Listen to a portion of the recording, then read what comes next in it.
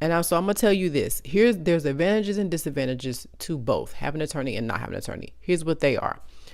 When you have an attorney, the advantage is that you don't have to stress about dotting your I's, crossing your T's, filling out the paperwork, paying for, the court fees, having to pay them to the court fees, and a lot of the court appearances that are just paperwork related that you don't have to say anything or do anything. They can take care of it and you don't have to go to court. That's really convenient for a single mom. If you are a single mom and you have the kids, having to keep going to court for trivial stuff is stressful, right? And the attorney will allow you to not have to go to court. They basically just talk to you about, here's what we're going to discuss. What is it that you want to do with this, in terms of, we talk about what you want to happen, what kind of paperwork we need to file, those kinds of things, what our strategy is. And then once they discuss it with you, they go and take it to court, and then you don't have to go.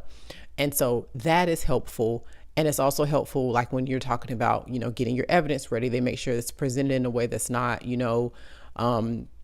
not admissible, or, they'll tell you, okay, if you say this, the judge is going to say this, or the other attorney is going to say that, and those kinds of things. And so they help you understand the culture of court, right? And so that can be very helpful. The disadvantage of having an attorney is that they are very calloused to the fact that the system is broken, right? And so you will spend a lot of your time and energy being disgusted with the responses that they give you on stuff. For example, I would have conversations with my attorney and I would say, well, this is what happened at this visit. My child was put in harm's way because of this, this, and this. And her response would be, well, the court doesn't consider that to be a reason to take someone's child. And I'm like, what are we talking about right now? Like, putting their life in danger is not a reason to take them. What are we doing? So there would be so many times where I would leave conversations with my attorney feeling so discouraged, so disheartened, and so hopeless, because it was clear that what I was fighting for, she wasn't fighting for. So I was literally spending every dime I had and selling off everything that was important to me to pay her, but feeling like when the dust settles, I'm still going to be miserable, and so is my daughter, right? And so at the end of it, you start, if you are sitting on $1 billion, by all means get yourself an attorney, because it's worth decreasing the stress. The aggravation that you're going to deal with from the fact that they don't give you the answers that are helpful in any way, that's going to be an aggravation whether you have an attorney or don't, because the system is broken whether you have an attorney or you don't. And so even though you hate what they're telling you is the facts. And the facts are, the judge doesn't care about your kid. I mean, they don't. And so what the attorney is basically telling you is that here are the one of three options that the courts are legally able to grant you, and none of those options are going to be in the best interest of your child. And so the option that is in the best interest of your child, they don't have the authority to do. That's just the truth.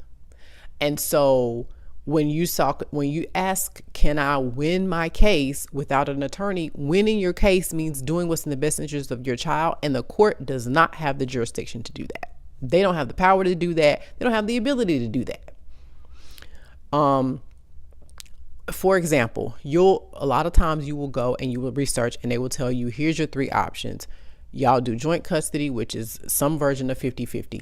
That is not in the best interest of your child. People will tell you that it is. It's not. I'm going to tell you right now, as a parent of a child that has had to do this visitation shenanigans, the children hate it. They hate it because, And people will always say, they'll say, oh, divorce just ruins children and it causes this and causes that. It's not divorce that causes that. It's these unrighteous verdicts that they're putting on the children, where they're forcing them to do what a judge says instead of letting them have a say in their own life. That is what harms the children, is because they start to feel depressed because they don't have a say and they don't have any control over their life. They can't spend time with the parent when they want to, and they can't say, no, I don't want to spend time with that parent when I don't want to. And that is what harms them. And so 50-50 is not in their best interest. Okay, the other option is they get to be with one parent and then the other parent doesn't get to, well, the other parent will have a lesser visitation. Like they live with one parent and then the other parent has the visitation on certain days. Again, not in the best interest of the child because it's scheduled. So if the child doesn't want to see that parent because that parent is toxic, you're forcing them to go anyway. And if the child loves that parent and wants to spend time with them, well, guess what? They got to wait till 2 weeks from now, or they got to wait till 4 or 5 days from now. If they, have something important happen to them in the school and they want to, talk to that parent about it, well, they can talk to them on the phone. That's about all they can do. Like, that's just not in the best interest of the child to just tell them you have to schedule your time with a parent. That's just ridiculous. And vice versa, if the parent's toxic, you don't want to force them to be there when they don't want to. So that's not in their best interest. And then the other option is that they just completely cut off any interaction with the parent, and they stay with one parent and they don't never stay with the other one. And that's not in their best interest either, because eventually they're going to want to develop a relationship with both parents. It may be, after they're grown, but it may not. And so again, you're dictating what they can do and what they can't do. And when they're 3 or 4, that might work. But as they get to be older, they're going to want to have a say in their own life. And so at the end of the day, the court is not capable of giving a righteous verdict that's in the best interest of the children. And so whether you have an attorney or you don't have an attorney, you're still fighting for something that's not in their best interest. And so that's why it's important to get to the point where you're no longer asking the question, how do I win my case without an attorney? The question you have to ask is, what is the righteous verdict in this situation? What is the will of God for this situation? What is the visitation schedule, the child support, all of those things as it pertains to what God's heart is? If you will ask that question and you will begin to pray that things line up to provide that, you will win your case. As simple as that. If you are a parent who is in this because you don't care about what the best interest of the child is and you're just in this for selfish reasons, you may win your case in the short term, but in the long term, you'll lose it, because the will of the Father is what's going to be done.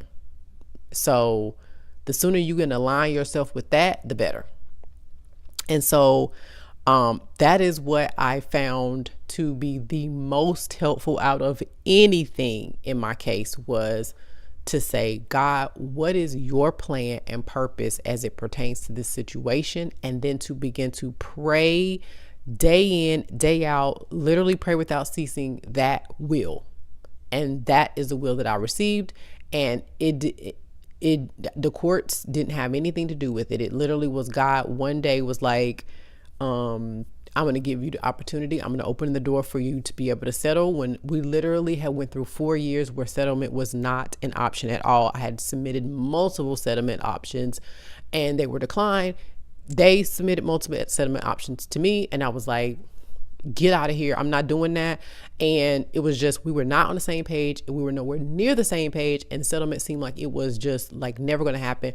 But literally I spent years praying over, God, what is your plan for this child, and writing that down, praying over that, and slowly starting to see him move the chess pieces in place to where that's what happened. And it didn't have nothing to do with my attorney or me not having an attorney. It was literally God did it, and I saw him do it.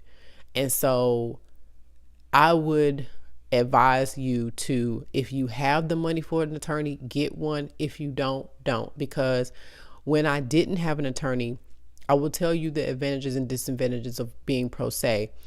If money is a problem for you, I would not recommend you trying to get an attorney. And I will tell you why. Yes, it does help in terms of you not having to go to court. It does help with that. And it does help you to navigate and understand how court works. But there are ways for you to do that without getting an attorney, right? One way is that you can go and sit through some cases. That will give you a crash course on how things work in the court system. You will get to see how many times cases are continued.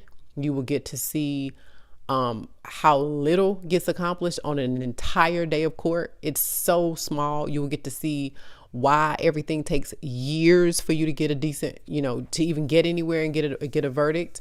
You will get to see what judges are just complete a-holes to pro se people and which ones aren't. Like, you will get to see all of that by just going to court.